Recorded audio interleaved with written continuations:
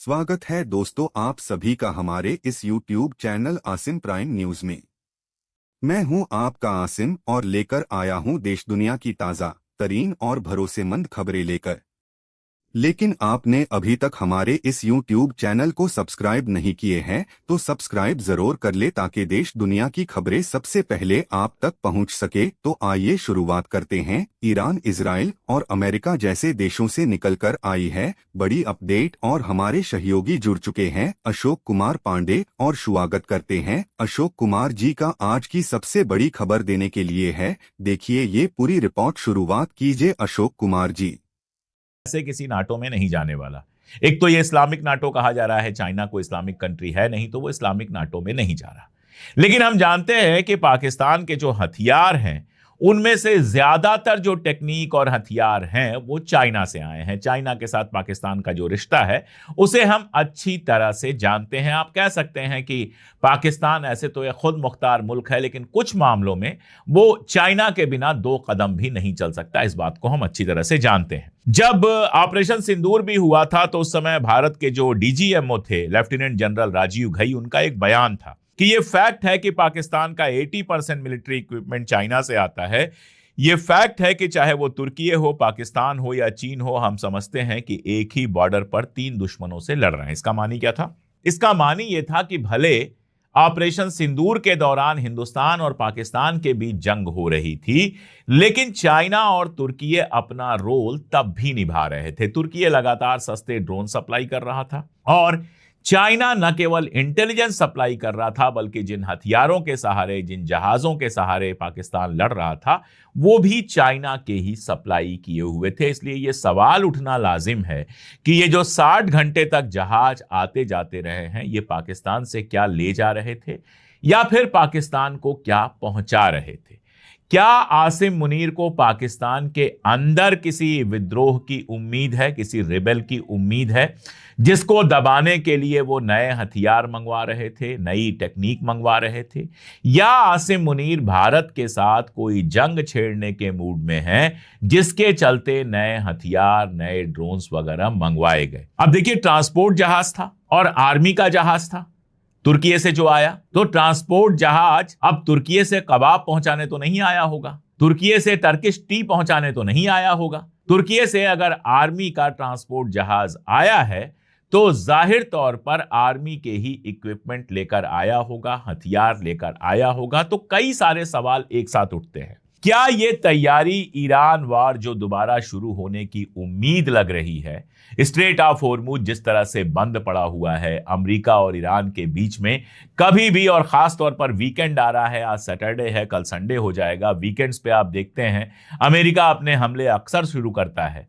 तो क्या ईरान पर जो अटैक होने का मामला है या ईरान अमेरिका वार शुरू होने का मामला है उसके मद्देनजर तुर्की और चाइना से हथियार मंगवाए गए हैं?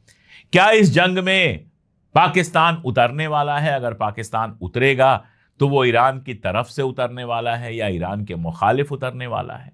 देखिए, ईरान के मुखालिफ तो पॉसिबल ही नहीं है क्योंकि वो अमेरिका से कोई जंग नहीं लेगा, हम सब जानते हैं। और ईरान के खिलाफ लड़ने का भी अभी बहुत समझ में नहीं आ रहा है क्योंकि ईरान के साथ पाकिस्तान के रिश्ते सुधरे हैं, आखिर वो उसको क्यों बिगाड़ना चाहेगा? तो ले दे के मामला ये रह जाता है कि क्या इस जंग का फायदा उठाकर आसिम मुनीर इंडिया के खिलाफ कोई जंग शुरू करने की सोच रहे हैं?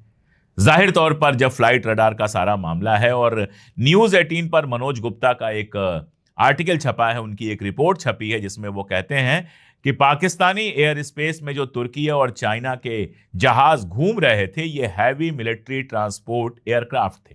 हैवी मिलिट्री ट्रांसपोर्ट एयरक्राफ्ट मतलब ऐसे एयरक्राफ्ट जिनसे टैंक आ सकती है, जिनसे तोपें आ सकती हैं, जिनसे लड़ाई के लिए जरूरी इक्विपमेंट, बड़े इक्विपमेंट आ सकते हैं। उनका कहना है कि यह तुर्की एयरफोर्स का एयरबस A400M एल्टास ट्रांसपोर्ट एयरक्राफ्ट था और ये जो देखे गए हैं रावलपिंडी के नूर खान एयरबेस पे देखे गए हैं और कराची के मसरूर एयरबेस पर देखे गए हैं। रिपोर्ट में सूत्रों के हवाले से बताया गया है, सोर्सेस के हवाले से बताया गया है कि ये जो जहाज हैं इनकी आवाजाही का ताल्लुक मिलिट्री इक्विपमेंट जैसे ड्रोन और डिफेंस से जुड़े दूसरे मटेरियल्स के ट्रांसपोर्ट का था। तो जो बात मैं आपसे कह रहा था वो यही कि इन जहाजों से जो ड्रोन्स आए होंगे या जो डिफेंस से जुड़े दूसरे मटेरियल आए होंगे, इनका इस्तेमाल पाकिस्तान कहां करने वाला है, ये एक बड़ा सवाल खड़ा है हिंदुस्तान के सामने। और इसके साथ एक और फैक्ट है जो मैं दूसरी खबर आपसे कह रहा था, जो एक आध बार अपने दूसरे वीडियोस में मैं बता चुका हूं, वो ये कि बांग्लादेश की तरफ से ये मैसेज आया है, बांग्लादेश की तरफ से ये आप कह सकते हैं कि इशारा आया है कि वो भी मक्का पैक्ट में शामिल होने वाला है। मक्का पैक्ट मतलब वही तुर्की, सऊदी अरब और पाकिस्तान का पैक्ट, जिसमें बांग्लादेश कह रहा है कि वो भी उसमें शामिल होना चाहता है। अब अगर इन सब को जोड़ दिया जाए तो विदेश मंत्रालय के जो हमारे प्रवक्ता हैं रणधीर जायसवाल, उनका बयान आया है कि नई दिल्ली वेस्ट एशिया के घटनाक्रम पर करीबी नजर रख रही है और इस विषय पर फिलहाल मुझे यही कहना है। यानी इंडिया की तरफ से कोई पक्का बयान अभी इस पर नहीं आया है। अब जरा सारी कड़ियां जोड़ लीजिए। पाकिस्तान में तुर्की और चाइना हथियार पहुंचा रहे हैं, बांग्लादेश मक्का एग्रीमेंट में जाने की बात कर रहा है, यानी कि वो भी पाकिस्तान, तुर्की और सऊदी अरबिया के साथ इसमें शामिल होना चाहता है। और आसिम मुनीर पाकिस्तान की सत्ता पर लगातार मजबूत हुए हैं, उनको बहुत सारे उनको अधिकार दिए गए हैं, जिनके बारे में मैंने आपको बताया। जो 2 एक्ट पास हुए हैं पाकिस्तान के नेशनल असेंबली में, defence force of Pakistan act 2026 और नेशनल कमांड अथॉरिटी एक्ट 2010, इन दोनों में संशोधन हुआ है, इन दोनों में सुधार किया गया है और उनको पास किया गया है, जिसमें एक तरह से आप कह सकते हैं कि पाकिस्तान की सारी ताकत आसिम मुनीर के कदमों में रख दी गई है। अब इन सबको जोड़िए तो एक अंदेशा पैदा होता है कि क्या आसिम मुनीर हिंदुस्तान के खिलाफ किसी बड़ी जंग की तैयारी कर रहे हैं। जाहिर तौर पे जब हम यहां बैठ के अंदाजा लगा रहे हैं तो इंडियन आर्मी और इंडियन इंटेलिजेंस के जो ऑफिसर्स हैं वो भी बैठकर इस पर विचार कर रहे होंगे, इस पर अंदाजा लगा रहे होंगे। मुझे सिर्फ एक बात कहनी है, मैं ये नहीं कहूंगा कि अगर ये जंग होगी तो कौन जीतेगा कौन हारेगा। आजकल की जंग में वैसे भी कोई जीतता नहीं है, कोई भी हारता नहीं है।